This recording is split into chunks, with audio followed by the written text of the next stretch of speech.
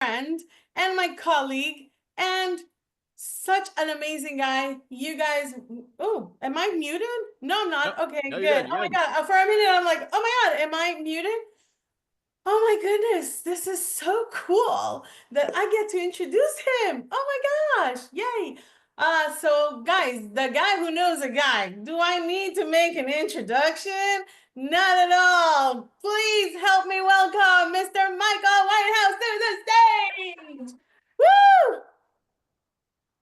I'll stop sharing, Michael. You need the screen? I don't need to share. Okay. I'm just riffing it. Riffing So, it, riffing. all right. Okay. Well, thank you, Orly, and let me bring my notes up here. Awesome. So, welcome to how not to waste your time and mine at networking events, because you go to networking events and you don't want to waste your time. More importantly, I don't want you to waste my time, because really it's all about me. That's what I care about more than anything else. But how to be effective at networking events, how to achieve your goals at networking events, and how to be the kind of person that people see you in a breakout room, they're like, oh, good, that person's here, as opposed to, oh, great, I'm in a room with them again for 12 minutes. So, show of hands, who wants to be the kind of person people are excited to see in the room? All right, who wants to be the kind of person that people say, oh boy, they're in the room? All right, good. Awesome. That's what we're going to be talking about. The first thing I want to talk to you about is knowing your goals. So my greatest frustration is when I'm at a networking event and I'm the guy who knows a guy. I know a lot of people. I can help a lot of people, and nothing boosts my ego like having that introduction for someone in the room, right? You're a stranger. You've got a problem. I'm like, I'm the guy who knows a guy. I got a guy for you. Let me make an introduction. You're like, oh my goodness, you're the best person ever.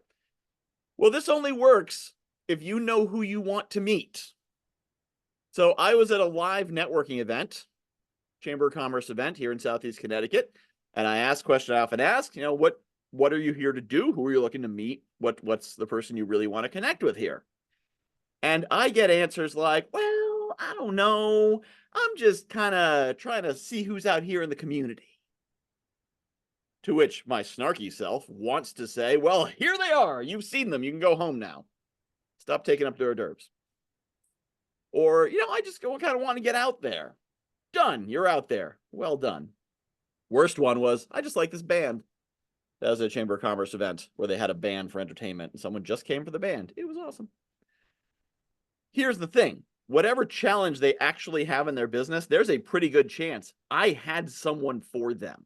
I had some kind of solution. They needed a vendor. I probably knew a vendor. They needed some sort of answer about marketing, whatever. I probably knew something. Could I solve all their problems? No. Could I make it worth the 15 bucks I spent to be there? Yes. But they didn't know what the goal was. So the first thing you need to do is know what is your goal in business and life. Start there. What are you trying to do? How much money do you want to make this year? How many clients do you want? What type of clients? Jay was talking about fishing for your purple fish and not just for any fish in the ocean. Know what you're trying to do, how many of them you're trying to do, and what you want. And then at the networking event, what do you want? What are you there to do? Are you looking for clients? Are you looking for introductions of clients? Are you looking for a vendor or some specific kind of solution?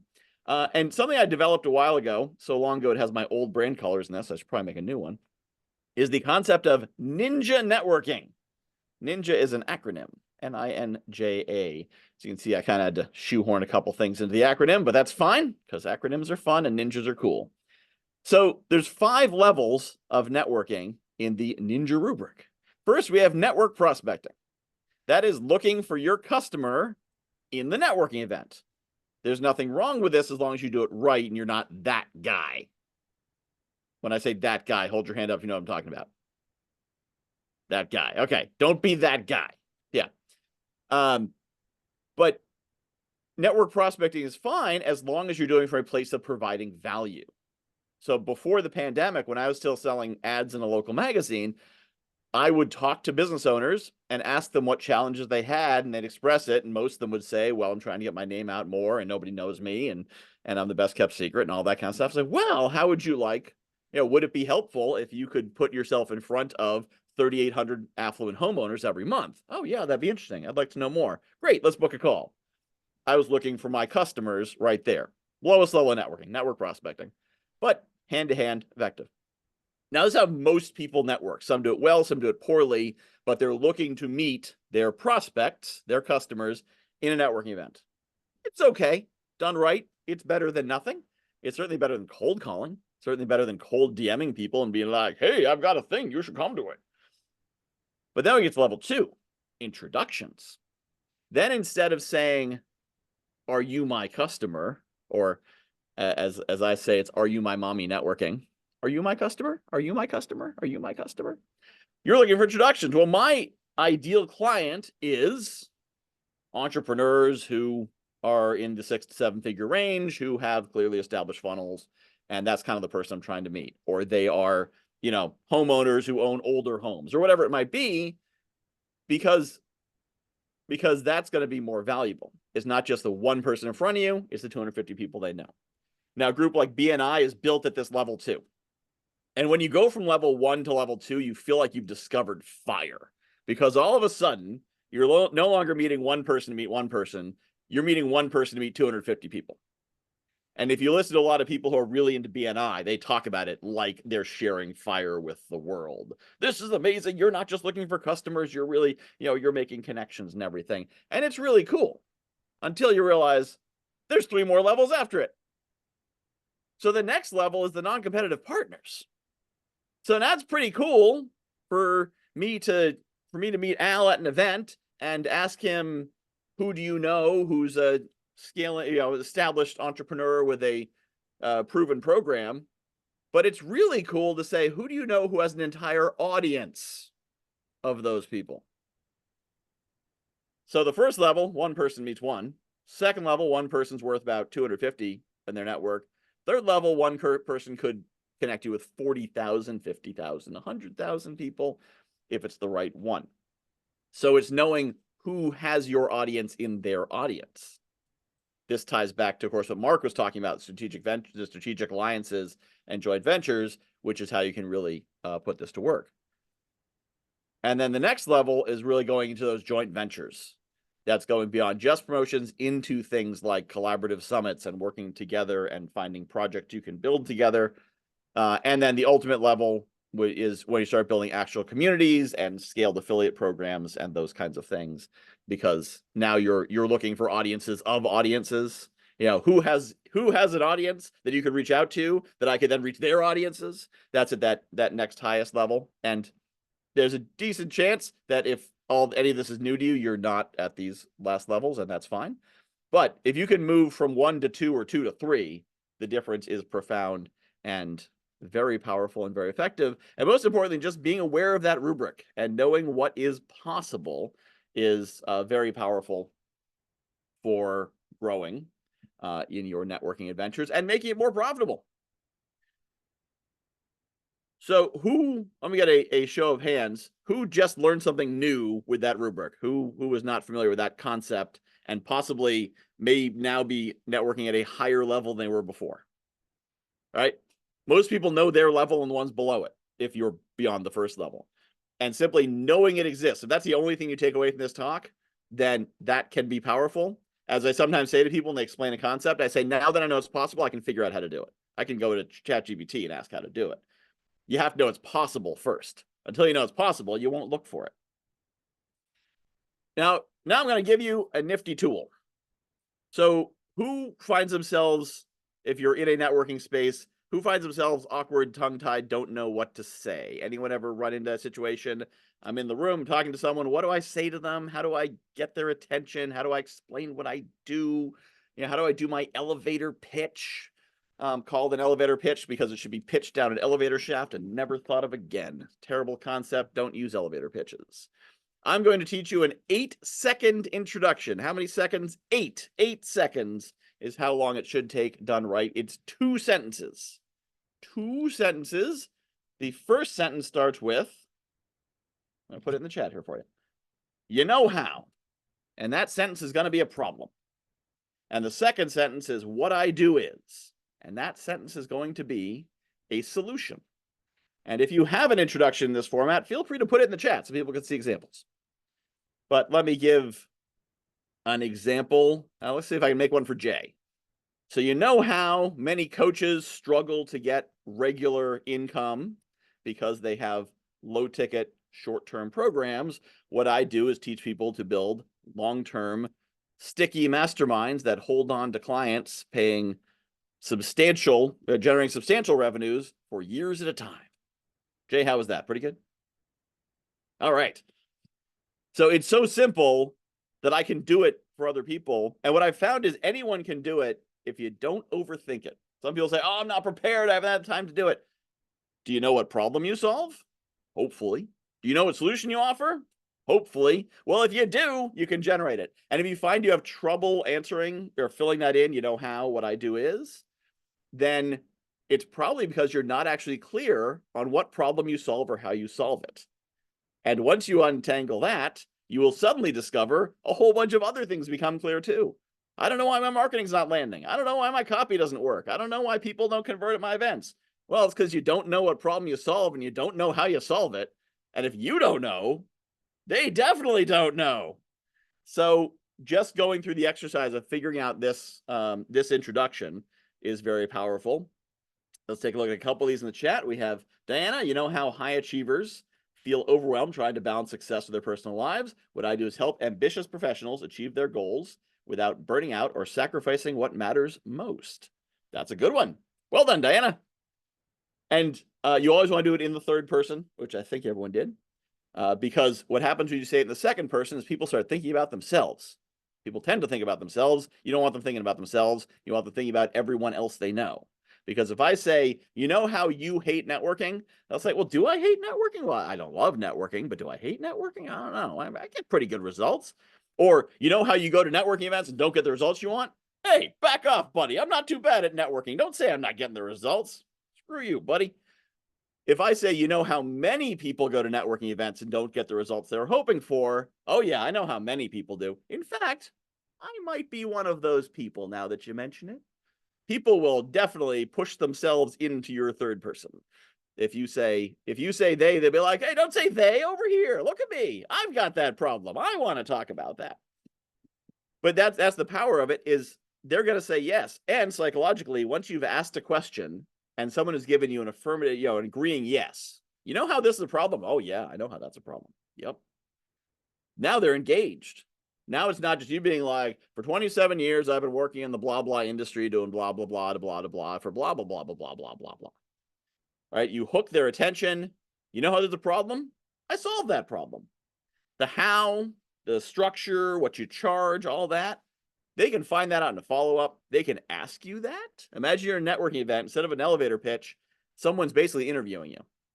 You say 2 sentences, and the next 10 things you say are all answers to questions that someone's asking you.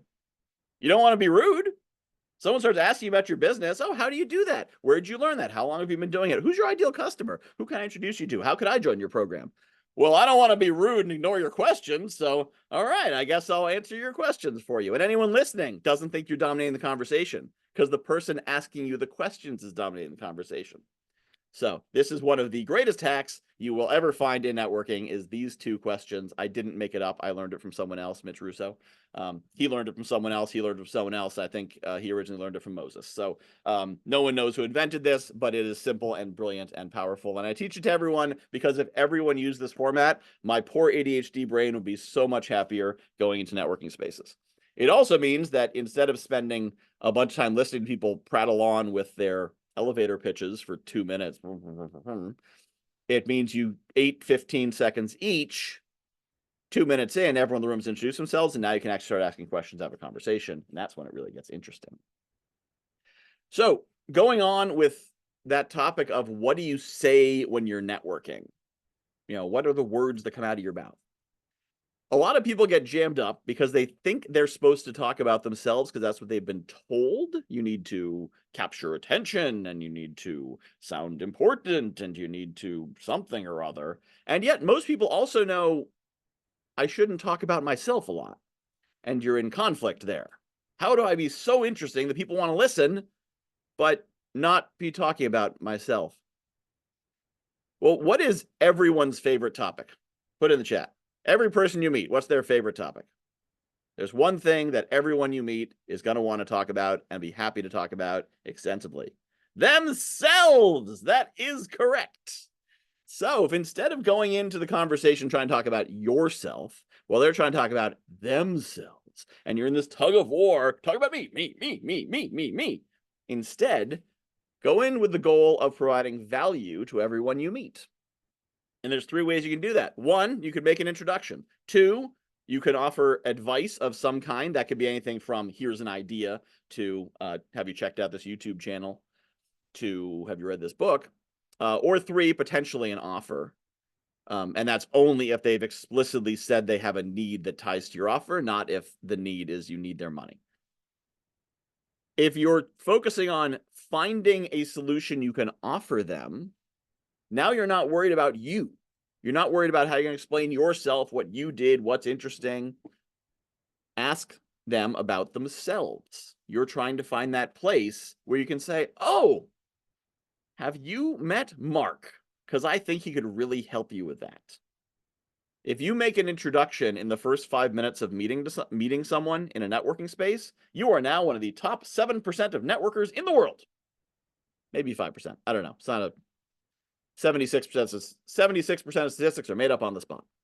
But you're one of the top networkers in the world. You are someone that someone will walk away and say, wow, what a great connector. Because everyone else they met at the networking event was talking about themselves and how great they are and maybe trying to pitch them. And you were trying to find out how to help them. So by doing this, you create that value. And then what do people, once you help someone, you give them something, what do they want to do? Put it in the chat. What do they want to do once you've done something for them? They want to help you. Yes, they want to reciprocate. They feel this need to give back. They have received, and now they feel like a taker until they give back. So now they're going to ask, well, thank you so much. How can I help you? Tell me more about your business. Tell me more about what you do. Tell me more about, something. They're going to start asking you questions. Now, some people won't, and that's fine. And, and then you may leave that conversation and say, that wasn't really productive. I just helped them. They don't know anything about me. You may then cross paths with that person 2 months later, and that you'll be in a group and they'll be like, oh my goodness, have you met Christine? She is so amazing. I met her back here 2 months ago. She made this connection for me and it was so powerful and it was awesome. And you definitely got to talk to her. You don't think they know anything about you, but the only thing they know about you is you helped them and they didn't help you back. And they know it. That's what they know. And that's all they really need to know. They can find out the rest on LinkedIn. Now, a little extra for experts. Find ways to help them that also helps you. So my business, now I sort of have an unfair advantage. My business is introducing people to my clients. But you can all have affiliate partners. You can all have partners who deliver high value. They do good things. They are valuable to meet, but some of those introductions can generate revenue. So find partners who deliver great value, do really good work, and pay commissions. Right? One of those partners for me, his name is Phil. He runs a networking community. I run a lot of casual communities. He runs one that's more formal. It's got systems in place. And if somebody joins it and likes it, I get a commission from that. So I say, hey, you should meet Phil. He's got this great community. And they say, wow, that's great. I've been looking for this kind of community. And then Phil says, thank you. Here, Michael, have some money. And after I make that introduction, the person says, that was so great that you introduced me to Phil. What can I do for you? Well, I already got paid for that introduction. And now they feel like they owe me back as well. I got paid twice because I'm providing value in multiple different ways. And so that way it's not a matter of you give. No one ever gives back. When you turn that back, you give, and get in the process doing that. Plus, some people are going to reciprocate, and now you're always winning. Now, who here likes doing follow-up? Show of hands, who likes follow-up? Who likes homework? Right? Okay, I just saw the hands of all the introverts. Who hates homework and doesn't like doing follow-up? There we go. So if you like doing follow-up, that's great. You can still do follow-up. Glad to do that. But who has ever left an event and said, oh boy, now I need to follow up with all the people who were at that event. Where am I going to find the time for this? I actually attended an event once, 3-day event, and they said, you should book the day after this event, book it out completely, block it off, because you're going to be doing the follow-up from this event. I'm like, I just attended a 3-day event, and you want me to take a 4th day to do the follow-up from the 3 days? Not around people? I'm a hyper extrovert. I can't just work on this stuff. Do the stuff now. So if you're meeting with someone, if you're in a breakout room, and this applies to like now at 1:30 Eastern when you go into breakout rooms, if you meet someone, you're like, you're really cool, we should connect. The next words you should say are, let me send you my calendar link. If you don't have a calendar link, you should get a calendar link. I use Calendly. I like Calendly. I like other people have Calendly because I have Calendly, so it links to my calendar, but you can use others as well.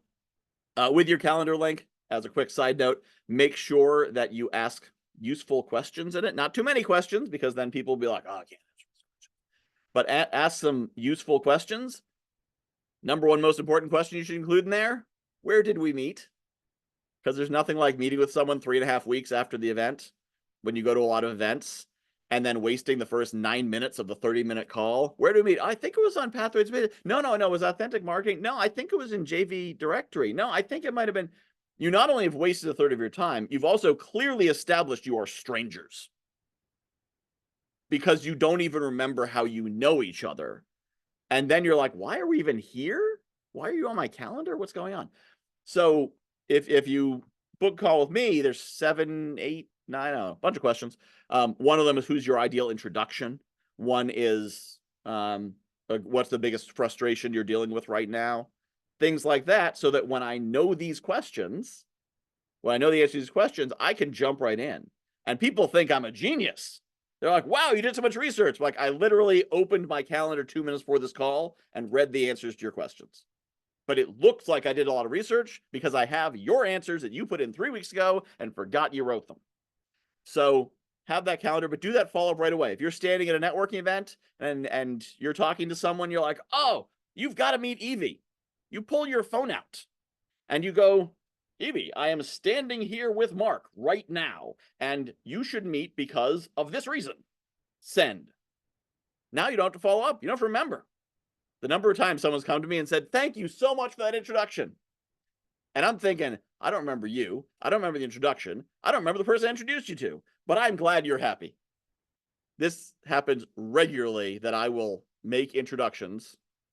Because, I'll meet someone. I'll say, oh, you should meet this other person I met last week, but neither of them really come into my close orbit. So I made that connection. And I've had people be like, thank you so much. I got that job and it's been going great. I've been with them for a year. And I'm like, I clearly changed your life. Remind me of your name again? Which is actually kind of a cool thing. It's certainly better than the opposite, which is, oh, you. What did I do? Right? So it's much better to have people randomly appreciating you than randomly being angry at you. But if you do it right then, whether it's make the intro, book the call, do whatever it is, do it right then. That way you don't forget. And that's going to be much easier. As a quick side note, I have enough time to say this. Paper business cards are not dead. They are very helpful for real networkers. And you say, but I give out so many business cards and nothing happens. Yeah, it's because you give them to crappy networkers. So it's not the business card, it's who you handed it to. If you walk around a room and hand out business cards, yeah, they don't work. But for someone like me, business cards are my action list. So I'm going to take your card, I'm going to write a little note on it, it's going to go in my pocket. And when I do get to follow up, if I'm not doing it immediately, I can then do that when I get home. So having 40-something seconds left, I have a gift for y'all. It is my 5 steps to $100,000 networking. I'm going to drop it in the chat. It is some of the same things I talked about, some different things, explained a different way. And check that out. It's a 15-minute recording. So if you liked this, it's more of this for free. And you get to learn more things. Less animated, I think. I should re-record it with this energy level. But similar concept. So if you find it valuable, it's right there. And definitely do use this intro format when you go into the networking, which we'll have after the next speaker, because you will find it very powerful. I hope this is helpful. I'm out of time.